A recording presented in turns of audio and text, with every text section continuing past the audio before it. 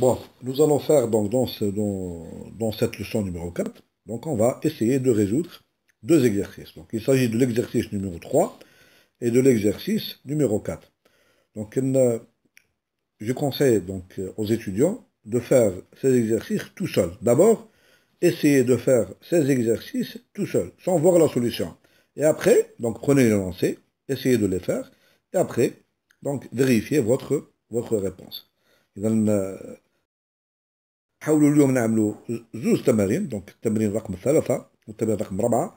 ننصح الطلبة دونك هاد التمارين هذو مع المفهوم تاع لامبليكاسيون اي ليكيفالونس دونك اون فوار والمفهوم تاع ليكيفالونس تاع دو بريديكا ولا دو اسيرسيون دونك حاولوا تعملوا التمارين وحدكم حاولوا تحلوا هذوما التمارين رقم 3 ورقم 4 باش تدربوا على المفاهيم هذه ومن بعد ذلك دونك معليش نشوفوا الحل تاع التمارين اذا نخليكم الفرصة أول هام التمارين قدامكم دونك حاولوا تنقلوهم حاولوا تحلوهم وبعد ذلك إن شاء الله نحلوهم مع بعضنا. إذا نبدأ إن شاء الله دونك نقراو التمارين هذوما دونك عندنا سوا بي كيو 3 بريديكا برهن أن montrer que non P ou Q est équivalent à la proposition non P et non Q. Non P et Q est équivalent à non P ou non Q. تلاحظوا مليح بلي لما نحط non مع او تولي دونك هنا تولي اي دونك نون بي اي لما نحط نون مع بي اي كيو لاحظوا بلي تولي هنا او تولي هنا دونك بعدها تولي او هذوما يسموهم عندهم مصطلحات يسموهم لي لوا دو مورغون هذوما ا و بي هذوما راح نبرهنوهم نحنا يسموه بون الحل تاع التمرين رقم 3 بسيط دونك عندنا على اليسار اون بروبوزيسيون هي لا بروبوزيسيون نون بي او كيو هذه لا بروبوزيسيون هذه مثلا وعندنا على اليمين اون اوتر proposition et une autre donc assertion. Donc باش نبرهنوا باللي في لا لوجيك باللي هذوما لي دو بروبوزيسيون ايكيفالونت يكفي انه نبرهنوا باللي عندهم لو ميم طابلو دو فيريتي دونك نديروا طابلو فيريتي دو سيل لا نون بي او كيو ونديروا طابلو فيريتي نتاع نون بي اي نون كيو ونلاحظوا باللي اذا كان عندهم لو ميم طابلو فيريتي دونك elles sont par définition elles sont équivalentes. La même chose pour non P et Q et non P ou non Q. Donc هذوما deux propositions on a deux assertions donc نحاولوا نديروا لي طابلو فيريتي تاعهم في زوز ونبرهنوا باللي عندهم le même tableau de vérité donc elles sont par définition elles sont équivalentes. L'exercice 4 c'est la même chose soit P et Q deux prédicats montrer que petit a si P implique Q alors non P on a c'est équivalent à la proposition la P implique Q elle est équivalente à non P ou Q. La méthode de démonstration la même chose donc on a à l'yamin une proposition donc on va essayer de lui faire donc là le tableau de vérité donc on fait le tableau de vérité non P ou Q donc et on remarque que c'est le même tableau de vérité donc la même chose non P implique Q c'est équivalent à la proposition P et non Q. Vous avez aussi P implique Q implique non P. Voilà, on n'a pas des غلطة. Lorsque P implique Q, vous n'avez pas non P implique non Q. Vous avez non Q implique non P. Maintenant, si vous avez donc P est équivalent à Q, c'est équivalent donc à P implique Q et Q implique P. Voilà donc les deux exercices, l'exercice 3 et l'exercice 4 qu'on doit donc démontrer. Donc je vous laisse le temps de les recopier et après donc on va donc les résoudre partie par partie. Ou bien on va essayer de faire le maximum les réponses. Bon, on va donc essayer de résoudre l'exercice numéro 3. On commence par l'exercice numéro 3. Solution donc, de l'exercice numéro 3. Bon, on va par exemple résoudre la question A. La question A, c'est-à-dire on va démontrer donc l'équivalence des deux positions non P ou Q est équivalent à non P et non Q. On appelle ça la loi de Morgan, la première loi de Morgan. Bon, pour faire cela, on doit faire le tableau de vérité de non P ou Q et on doit trouver le même tableau de vérité de non P et non Q. Voilà ce qu'on va faire. Donc, on va tracer ce tableau. Voilà, j'ai P, Q, P ou Q, non P ou Q, non P, non Q et non P et non Q. On va tracer donc tous les cas possibles. Donc, nous avons les cas possibles vrai pour Q. Donc, j'ai ici donc, vrai, faux. Le deuxième cas, c'est faux, vrai. Et enfin, faux et faux. Voilà. Donc, pour P, tous les cas possibles pour P et Q. Maintenant, on va considérer P ou Q. Donc, nous savons que P ou Q, elle est fausse seulement dans un seul cas. Dans le cas où P est faux, et donc lorsque P est vrai et Q est vrai, donc P ou Q, elle est vraie. Si P est vrai et Q est faux, donc P ou Q, elle est vraie. Si P est faux et Q est vrai, P ou Q, elle est vraie. Et enfin, dans ce cas, parce que les deux sont faux, donc on a P ou Q est fausse.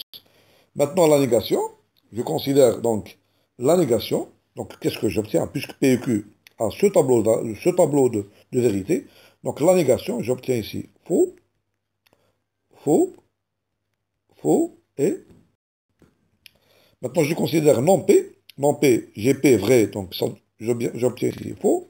Vrai, donc c'est faux. Ici c'est faux, donc j'obtiens vrai. Ici c'est faux, donc j'obtiens vrai. Donc Q, la même chose. Q est vrai, donc c'est faux. La deuxième colonne, la deuxième ligne, Q est faux, donc c'est vrai. La troisième, Q est vrai, donc c'est faux. Et la quatrième, j'obtiens vrai. Voilà donc la colonne de non Q. Maintenant, je vais composer G non P, G non Q. Je vais composer non P et non Q. On sait que non P et non Q, donc elle est vraie pour une seule valeur, lorsque les deux sont vrais. Donc j'obtiens ici vrai, et tous les autres cas, c'est faux. Voilà. Maintenant, je vais comparant, donc je vais le mettre ici en rose, comparant le tableau de vérité de non P et non Q avec non P au Q. Et vous remarquez bien que j'ai ici faux, faux, faux, faux, faux, faux et vrai, vrai. Donc ils ont le même tableau de vérité, donc ils sont équivalents. Donc ils sont équivalents. Bon, maintenant nous allons essayer de résoudre l'exercice numéro 4. Donc soit P et Q de prédicat. Donc on va essayer de résoudre le point D. Donc on va démontrer que lorsque P, que l'action P équivalent à Q, elle est équivalente à P implique Q et Q implique P. Pour cela, donc, on va établir le tableau de vérité de P équivalent à Q et le tableau de vérité de P implique Q et Q implique P. Voilà, donc on dresse le tableau, donc P, Q, tableau de vérité de P implique Q, de Q implique P, donc de la section implique Q et Q implique P, et P équivalent à Q. Donc là, on va comparer cette colonne-là, donc la colonne, l'avant-dernière colonne, et la dernière colonne.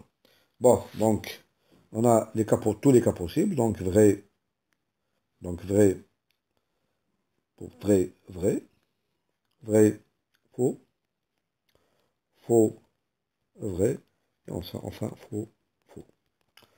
Donc, on sait que définition P implique Q, P implique Q, donc elle est fausse dans un seul cas.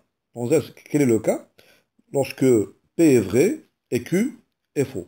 Donc P implique Q, elle est fausse dans un seul cas, par définition, lorsque P est vrai et Q est faux. Donc elle est fausse.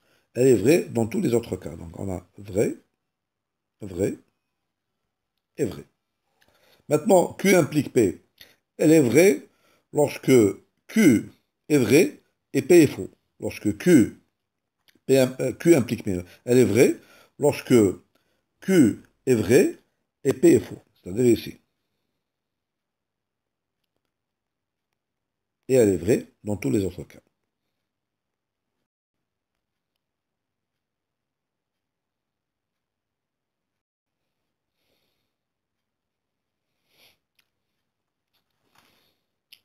Voilà, donc on a fait, donc on a établi, donc ici, on a établi donc le tableau de vérité, donc le tableau de vérité, donc de P implique Q, donc vrai, faux, vrai, vrai, et de Q implique P, donc vrai, vrai, faux, vrai. Voilà. Maintenant, on va établir le tableau de vérité, donc de P implique Q et Q implique P. Donc nous avons le tableau de vérité de P implique Q et de Q implique P, donc on peut établir donc, le tableau de vérité de P implique Q et Q implique P. Donc nous avons la conjonction de, ici donc, et, la conjonction et, parce qu'elle est vraie, elle est vraie seulement lorsque, donc par définition, donc la conjonction et, donc elle est vraie. Donc la conjonction et, ici, elle est vraie seulement lorsque P implique Q est vrai et Q implique P est vrai. Donc nous voyons dans le tableau quand est-ce que ceci est vrai. Donc c'est la première, c'est seulement la première ligne. Donc ici, nous avons vrai, vrai, donc on obtient ici la conjonction, elle est fausse dans les trois cas qui restent. Voilà. Bon, maintenant l'équivalence, on va faire l'équivalence de P et Q. Quand est-ce que l'équivalence est vraie? Donc on a deux cas. Si P et Q sont vrais, donc on obtient ici vrai. Et lorsque P et Q sont faux, donc on a l'équivalence ici. Donc je répète, l'équivalence, donc elle est vraie quand P et Q sont vrais les deux, ou bien lorsque P et Q sont faux les deux, donc on obtient vrai. Donc dans les deux autres cas, on obtient faux, faux. Bon, maintenant, on peut comparer, donc on peut comparer les deux dernières colonnes, donc cette proposition-là, donc je vais la souligner, voilà, et celle-là. Et nous voyons bien qu'on a vrai, vrai, faux, faux, faux, faux. Pardon, ici, il y a une erreur, il y a une petite erreur ici, on va la corriger. Bon, on a fait une petite erreur ici, donc on a ici P implique Q, la dernière, donc elle est vraie ici. Elle est vraie ici, pardon.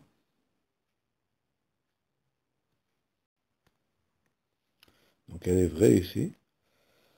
Donc on a vrai, P implique Q est vrai, et Q implique P aussi sont vrais. Donc là, la conjonction, donc P implique Q et Q implique, elle sera aussi vraie. Donc ici on a fait une petite erreur. Donc il faut remplacer ici le faux par vrai. Voilà. Ceci étant, on remarque bien que les deux assertions, donc P implique Q et Q implique P, donc ont le même, et P équivalent à Q, ont le même tableau de vérité. Donc on a vrai, vrai, faux, faux, faux, faux, et enfin vrai, vrai. Donc on a bien l'équivalence, je vais écrire une autre fois, encore une fois. Donc on a bien P équivalent à Q, cette proposition-là, elle est équivalente à P implique Q et Q implique P. On utilise ceci toujours dans les démonstrations pour démontrer que deux propositions sont équivalentes. On démontre la double implication. Donc P implique Q et après on démontre que Q implique P. Voilà.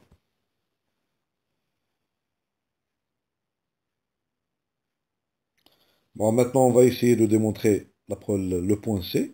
C'est-à-dire si on a P implique Q, cette assertion elle est équivalente à non Q implique et P implique Q, alors non Q implique non P. Donc, démontrons maintenant la proposition C. Si P, donc l'injonction, non, P implique Q, elle est équivalente à non Q implique non P. Donc, on a ici non Q, c'est pas, on n'a pas non P implique non Q. Ça, c'est faux. Donc, on a, si P implique Q, elle est équivalente à non Q implique non P. Donc, on va établir donc, le tableau de vérité. Donc, on a pour P et Q, donc vrai, vrai, vrai, faux, vrai, et enfin faux. Donc nous avons non P. Donc vous avez faux, faux, vrai, vrai. Q. Donc vous avez faux, vrai, faux, vrai. Maintenant, P implique Q. Donc nous avons dit que P implique Q, le tableau de vérité de P implique Q. Donc on l'a signalé déjà avant. Donc il est faux dans un seul cas. Il est vrai dans tout. Donc P implique Q. il est faux dans un seul cas. Quel est le cas? Lorsque P est vrai et Q est faux. Donc on a ici P implique Q est faux. Il est vrai dans tous les autres cas. Maintenant, quand est-ce que non Q implique non P est vrai? Il est vrai, il est faux dans un seul cas. Lorsque non Q est vrai et non P est faux. Quand est-ce que non Q est vrai? Regardons ici, on a ce cas-là et ce cas-là. Mais il faut voir quand est-ce que non P est faux. Non P est faux, donc pour ce cas-là, nous avons non P, il est faux, donc ici nous avons faux. Et dans ce cas-là, nous avons vrai. Donc c'est vrai. Dans tous les autres cas, donc le seul cas où nous avons non Q est vrai et non P est faux, est ce cas-là. Donc on obtient ici faux, et tous les autres cas, on obtient vrai. Et on remarque bien ici que le tableau de vérité de P implique Q et de non Q implique non P, c'est le même tableau de vérité. Vous avez un vrai, vrai, faux, faux, vrai, vrai et vrai, vrai. Donc on a bien implique Q est équivalent à non Q implique non P. Et je précise bien, si je vous le laisse à titre d'exercice, essayez de comparer, essayez de faire le tableau de vérité de P implique Q et non P implique non. Vous allez voir que ceci n'est pas équivalent. Vous allez voir, donc on n'obtient pas le même tableau de vérité. Donc je vais le faire maintenant. Donc je vais le faire maintenant. Bon, maintenant on va établir donc le tableau de vérité de, c'est pas non Q implique non P, mais non P implique non Q. Donc quand est-ce que non P implique non Q, donc on est vrai, quand est-ce qu'il est faux? Donc, comme on l'a vu donc, pour l'implication, donc l'implication, elle est fausse dans un seul cas. Lorsque non P, elle est fausse dans un seul cas. Lorsque non P est vrai et non Q est faux. Quand est-ce qu'on a ce cas? Non P, donc, lorsque non P, donc, regardons bien, non P est vrai, donc on a ces deux cas-là. Et il faut avoir non Q est faux. Donc c'est ce cas-là. Donc c'est le seul cas où on a donc ici faux. Les autres cas, ils sont vrais. Maintenant, essayons de comparer ces deux tableaux de vérité. Donc on a vrai, vrai, mais ici on a, vous voyez bien que ici on a faux et ici on a vrai. Ici on a vrai, ici on a faux. Et là c'est vrai, vrai. Mais il y a donc ici une différence. Donc ce ne sont pas les mêmes tableaux de vérité. Donc vous voyez bien que P implique Q, P implique non Q. Mais c'est le contraire qui est vrai. Donc P implique Q est équivalent à non Q implique non P. Voilà. Donc ce sera tout pour cette leçon. Donc la prochaine fois, on va commencer quelque chose de nouveau. Donc on a vu jusqu'à maintenant on va commencer par les quantificateurs. Donc le quantificateur, donc quel que soit, et on appelle ça le quantificateur universel, et le quantificateur, il existe. Voilà.